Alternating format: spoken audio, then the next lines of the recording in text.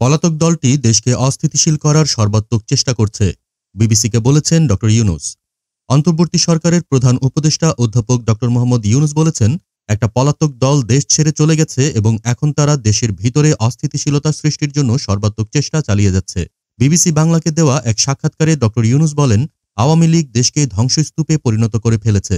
তিনি জানান, যখন সরকার গঠন হয়েছিল তখন তার কোনো ধারণা ছিল না যে তাকে সরকারের প্রধান হতে হবে। তবে তিনি জানান, এক ভয়াবহ পরিস্থিতির মধ্যে তিনি দেশকে পরিচালনা করতে শুরু করেছিলেন, যেখানে অনেক কিছুই কার্যকর হচ্ছিল না এবং জনগণের জন্য প্রয়োজনীয় সুবিধা নিশ্চিত করা কঠিন হয়ে পড়েছিল।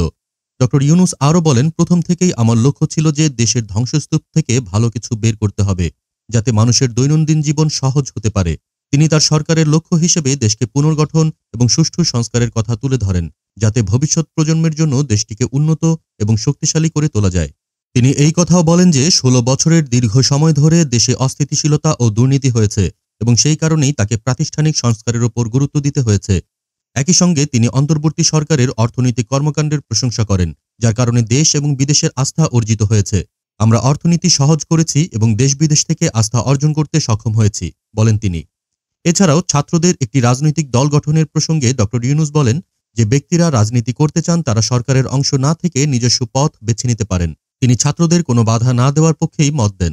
প্রাইভেট সিটিজেনশিপে রাজনীতি করতে কোনো বাধা নেই বলেও তিনি মন্তব্য করেন। আওয়ামী লীগ দলকে নিষিদ্ধ করার প্রসঙ্গে ড ইউনূস বলেন, আমরা সবাই এই দেশের নাগরিক, আমাদের সকলের এই দেশের উপর সমান অধিকার রয়েছে। তবে যে অপরাধ করেছে তার বিচার অবশ্যই হতে হবে। দেশজগৎ ডেস্ক নিউজ।